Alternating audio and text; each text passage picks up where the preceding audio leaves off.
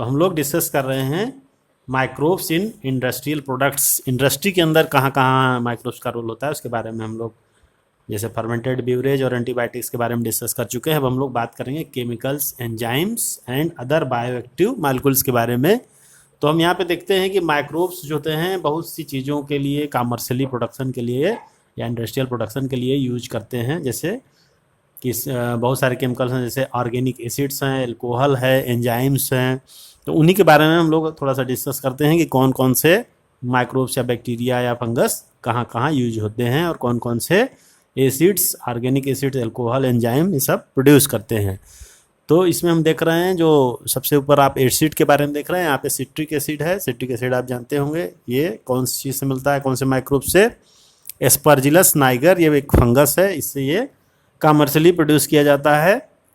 इसी तरह से एसिटिक एसिड किससे मिलता है? एसिटोबैक्टर एक बैक्टीरिया है। फिर ब्यूटायरिक एसिड किससे मिलता है? क्लास्ट्रीडियम ब्यूटाइलिकम, है ना। ब्यूटायरिक एसिड है तो ब्यूटायरिकम, है ना, ब्यूटाइलिकम ना, क्लास्ट्रीडियम ब्यूटाइलिकम से मिलता है। लैक्टिक एसिड आप जानते हैं, लैक्टोबैसिलस से मिलता है। इसी तरह से एथेनॉल के बारे में हम जानते हैं कि सैक्रोमाइसिस सेरुसी या ईस्ट से मिलता है। ये ईस्ट की वजह से इसका प्रोडक्शन होता है, ईस्ट के थ्रू इसका प्रोडक्शन होता है एथेनॉल का, इसको हम लोग डिस्कस कर चुके हैं। इसके अलावा बहुत सारे एंजाइम्स हैं जो कि यूज होते हैं डिफरेंट टाइप्स के इंडस्ट्री में, वो भी जैसे कि लाइपेजेज है, पेक्टिनेजेज है, प्रोटीएजेज है, ये सब भी माइक्रोब से प्रोड्यूस होते हैं। और लाइपेजेज का यूज जनरली डिटर्जेंट के अंदर किया जाता है, जहाँ तक कि लॉन्ड्री और डिटर्जेंट इंडस्ट्री में या प्रोडक्ट में, जहाँ पे कि ऑयली स्टेन को रिमूव करता है। लाइपेज है तो जाहिर सी बात है ऑयल को या फैट को डिजॉल्व करेगा, है ना। लिपिड से लाइपेज वर्ड आप जानते हैं। लाइपेज के बारे में आप लोग डाइजेस्टिव सिस्टम में भी पढ़ चुके हैं कि लाइपेज एंजाइम जो है वो फैट को डिजॉल्व करता है। तो ऑयली स्टेन्स जितने भी होंगे या फैटी घी तेल के जो स्टेन होते हैं कपड़ों के ऊपर, वो इसी एंजाइम के थ्रू रिमूव किए जाते हैं। जितने भी आजकल अच्छे डिटर्जेंट आते हैं उनमें आप सुने होंगे कि एंजाइम बेस्ड लिखा होता है उसके ऊपर, तो उसमें यही सब एंजाइम मिलाए जाते हैं जो कि स्टेन रिमूवर की तरह काम करते हैं, दाग धब्बे हटाने के लिए। आजकल आप सर्फ एक्सेल और एरियल और क्या क्या चीज़ें तमाम आ रही हैं, उनके बारे में सुनते हैं एडवर्टाइज में। इसके बाद और भी कुछ एंजाइम्स हैं, पेक्टिनेजेज एंड प्रोटीएजेज। पेक्टिनेज और प्रोटीएज को डाइजेस्ट करने के लिए ये एंजाइम होते हैं। तो ये कहाँ यूज किए जाते हैं? बॉटल्ड फ्रूट जूस, है ना। जैसे कि हम लोग फ्रूट जूस अगर खुद घर पे निकालें तो बहुत साफ़ नहीं होता, गल्ला सा होता है, लेकिन वही चीज़ अगर हम बाज़ार में ख़रीदते हैं तो बिल्कुल क्लियर हमको मिलता है। कैसे क्लियर करते हैं? वो यही एंजाइम डालते हैं। तो वो जो एक्स्ट्रा उसमें मटेरियल है जो डाइजेस्ट, जैसे कि हम फ्रूट का जूस निकालें तो उसमें कुछ फ्रूट क्रूड फॉर्म में भी रह जाता है, उसमें पूरा तरह से वो जूस के अलावा भी कुछ पोर्शन रह जाते हैं।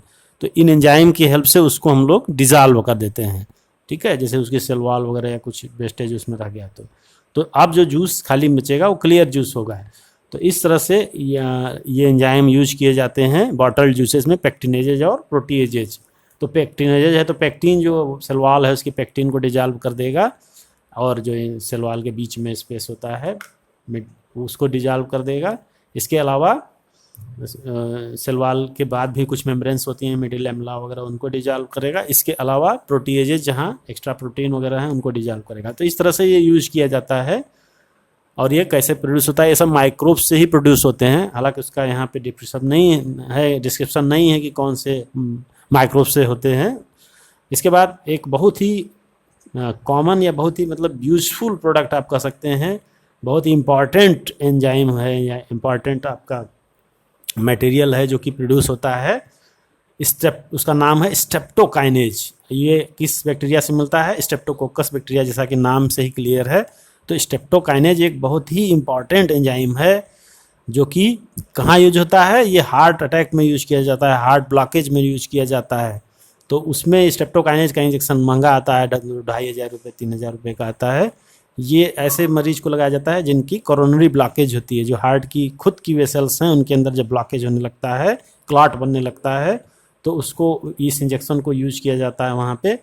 तो ये जेनेटिकली, हालांकि जेनेटिक इंजीनियरिंग से बनाया जाता है, तो ये क्लॉट बस्टर की तरह काम करता है, क्लॉट को रिमूव करता है और पेशेंट को मायोकार्डियल इंफाक्शन या हार्ट अटैक से रिकवर करता है। तो ये बहुत ही इंपॉर्टेंट एंजाइम है। किसी को भी हार्ट अटैक जब आता है तो ये इंजेक्शन ज़रूर लगाया जाता है उसको, ये बहुत ही इंपॉर्टेंट दवा है।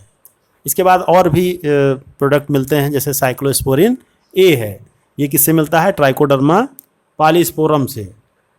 ट्राइकोडर्मा पॉलीस्पोरम फंगस है, उससे ये एंजाइम हमें मिलता है, बायोमॉलिक्यूल, बायोएक्टिव मॉलिक्यूल। और ये इम्यूनोसप्रेसिव एजेंट है। इम्यूनोसप्रेसिव एजेंट कहाँ यूज होता है? ये आर्गन ट्रांसप्लांटेशन में। क्यों यूज होता है आर्गन ट्रांसप्लांटेशन में इम्यूनोसप्रेसिव? इसके बारे में थोड़ा सा बता देता हूँ। इसलिए यूज करते हैं कि जब कोई भी बॉडी हमारी है उसमें कोई भी बाहरी आर्गन कोई भी लगाया जा रहा है तो वो उसको as a foreign body treat करता है, हमारी इम्यून सिस्टम उसको एक्सेप्ट नहीं करती।